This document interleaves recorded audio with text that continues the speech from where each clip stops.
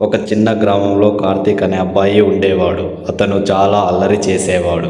గ్రామం పక్కన ఉన్న అడవికి గొర్రెలు మేపడానికి ప్రతిరోజు వెళ్ళేవాడు. కానీ అతనికి ఒక చెడ్డ అలవాటు ఉంది. ఎప్పుడూ అబద్ధాలు చెప్పడం. ఒకరోజు అతనికి బోర్ కొట్టింది.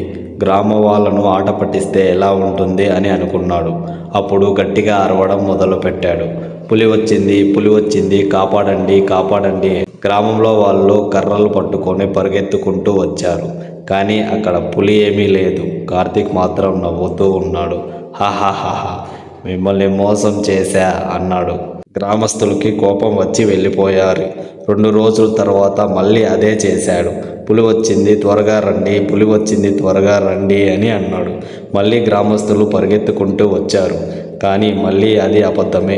ఈ పిల్లవాడిని ఇక నమ్మొద్దు అని గ్రామస్తులు అనుకున్నారు. కొన్ని రోజుల తర్వాత నిజంగానే ఒక పెద్ద పులి అక్కడికి వచ్చింది. గొర్రెలపై దాడి చేయడం మొదలుపెట్టింది. భయపడిపోయిన కార్తీక్ ఈసారి నిజంగానే గట్టిగా అరవడం మొదలుపెట్టాడు.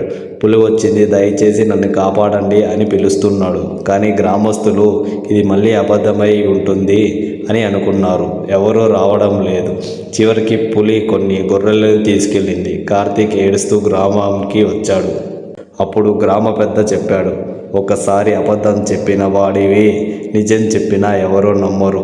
ఈ రోజు నుంచి కార్తీక్ ఎప్పుడూ నిజం మాత్రమే చెప్పడం మొదలుపెట్టాడు. ఈ కథ ఒక నీతి ఏమిటంటే, అబద్ధం తాత్కాలికంగా ఆనందం ఇస్తుంది, కానీ నిజం జీవితాంతం గౌరవం ఇస్తుంది.